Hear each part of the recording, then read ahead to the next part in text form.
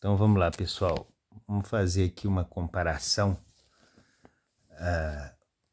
entre a NEP de 1921 a 1923 com a Perestroika, com o programa da Perestroika, tá? Vou fazer leitura aqui do Carl Greenberg, História Universal, volume 22, tá? A Primeira Guerra Mundial.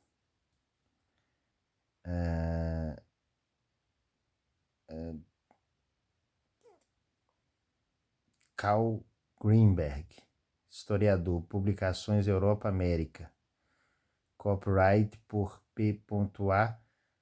Norsted e Sioners.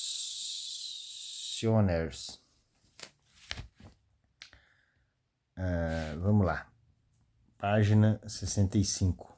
A NEP e a Constituição de 1923. Lembrando que em 1922 foi instituído o Tratado da União Soviética, tá? Em 1921,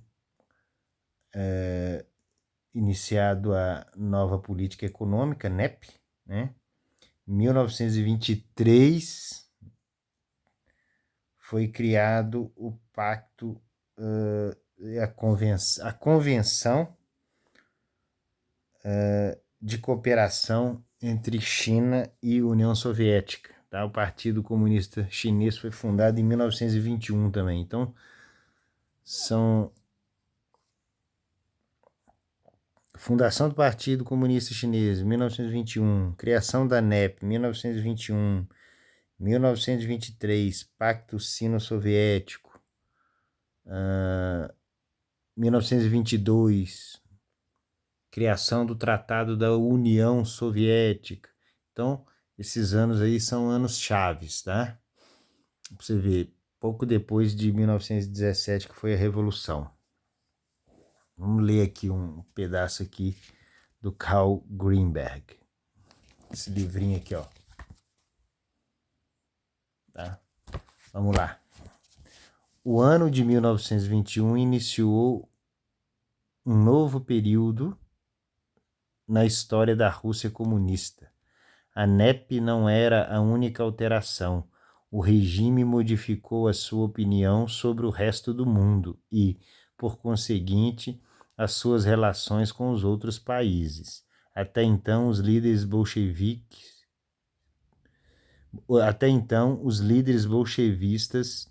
haviam-se considerado sempre a guarda avançada da Revolução Mundial.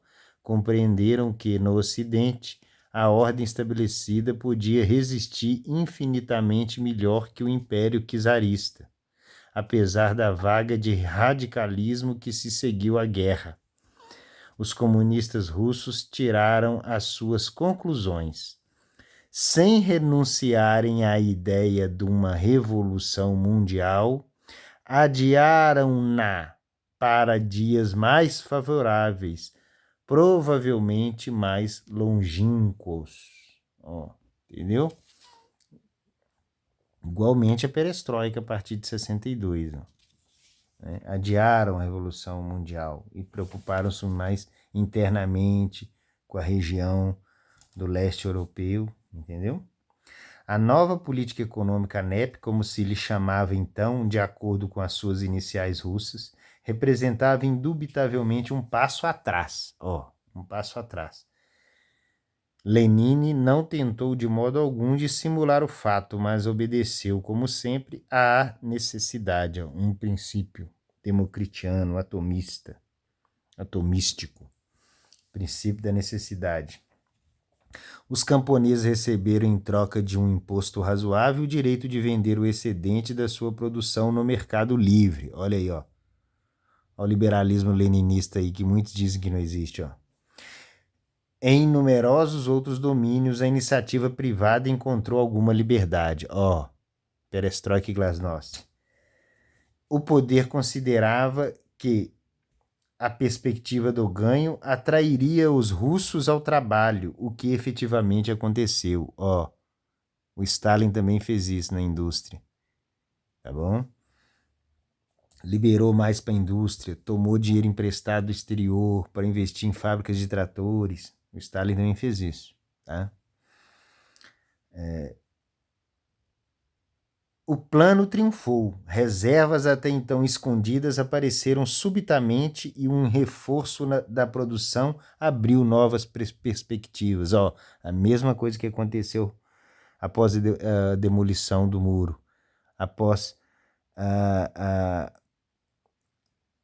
a, após o término, né, do Tratado da União Soviética em 1991. Isso também aconteceu. Ó. Reservas até então escondidas apareceram subitamente e um reforço da produção abriu novas perspectivas. A NEP constituiu um êxito, apesar do regresso simultâneo da especulação e da fraude. Ó, mesma coisa que aconteceu na Rússia pós 1991. Aquelas crises lá nos anos 90.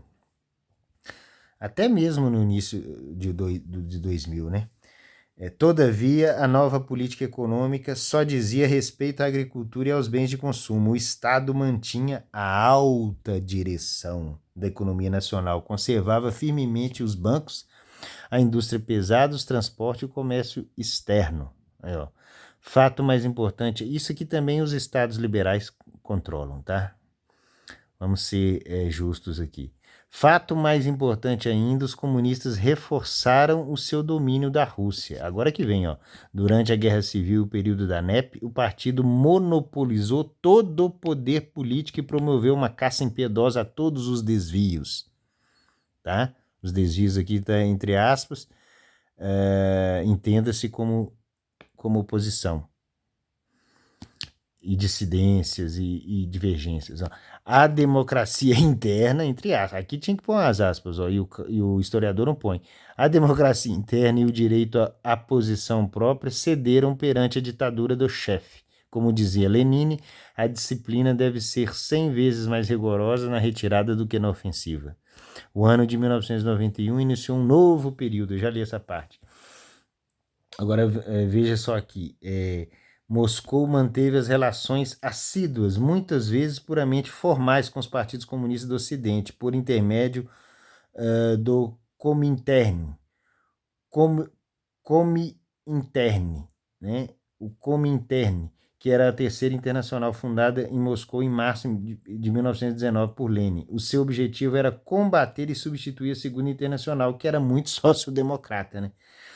Desorganizada pela guerra, mas prestes a reconstituir-se, o que se efetivou em julho de 1920. No movimento operário internacional, os comunistas opuseram-se cada vez mais aos sociais-democratas, sobretudo depois da fixação pelo Comintern.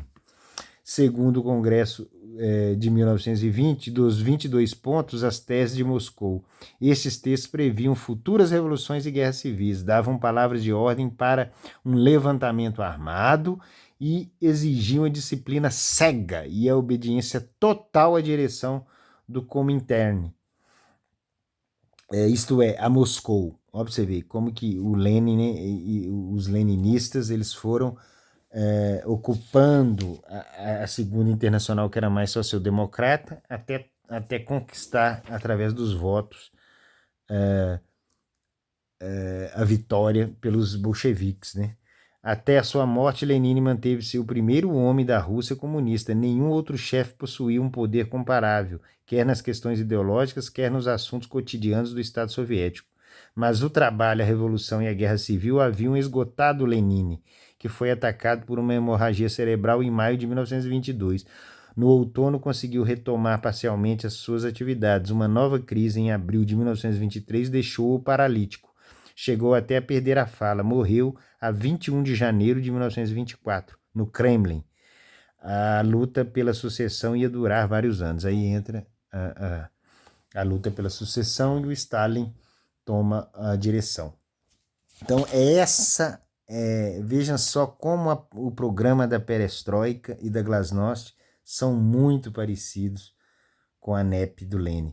Por isso que o Gorbachev aqui, na página 25, ele fala: a Perestroika é um retorno ao marxismo-leninista.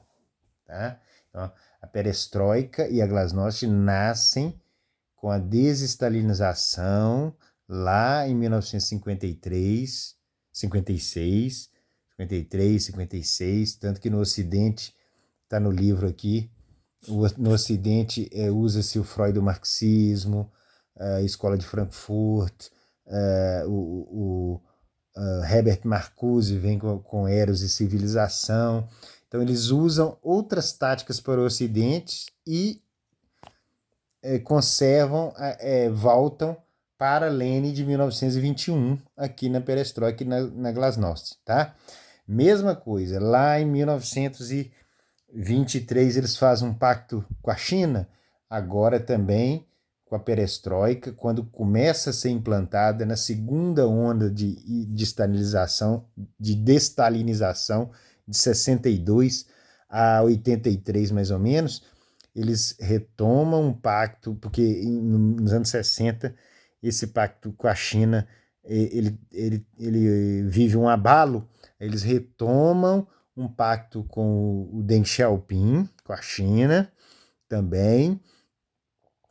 Então a China moderna é praticamente perestroika e glasnost, né? Há uma abertura, tem essa abertura também primeiramente intelectual, cultural, lá em 62 com Solzhenitsyn, Evtuchenko, Voznesensky, né? os escritores, Pasternak, depois vem com a abertura econômica, tá? A China já começa essa abertura em 76, né? Depois em 79 com Deng Xiaoping, e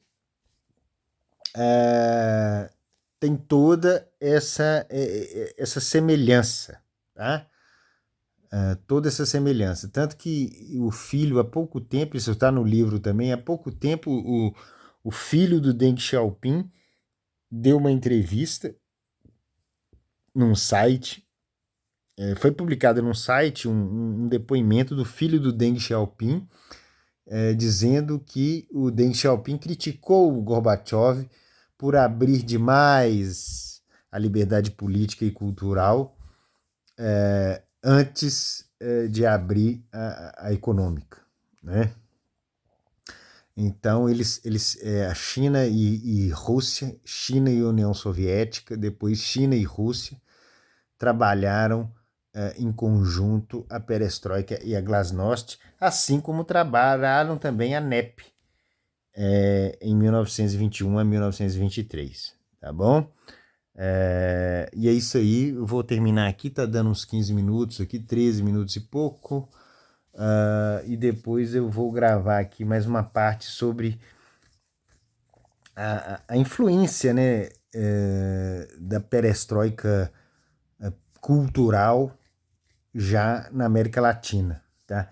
Esse estilo do Evtuchenko, esse poema moderno, verso livre, estilo prosa poética, criticando a própria pátria, né? Ou trocando mesmo o amor patriótico pela crítica ao país, né?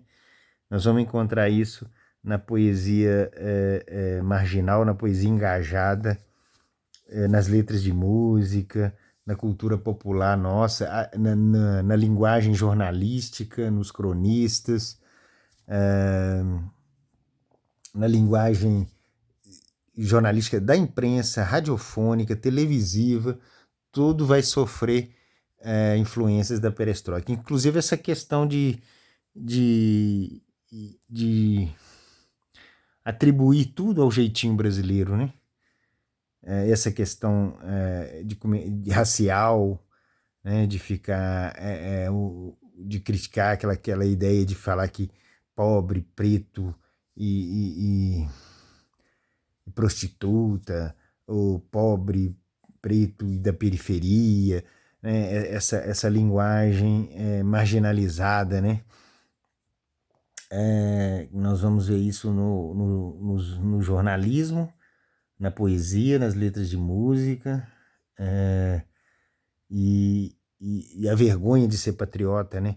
toda vez que se falasse nos anos 70, 80, até 90, ser patriota era uma coisa fora de moda, uma coisa... todo patriota era classificado como ufanista, ingênuo, né? E é isso, tá bom? Até mais, e daqui a pouco eu vou colocar esse vídeo aí, e vamos que vamos.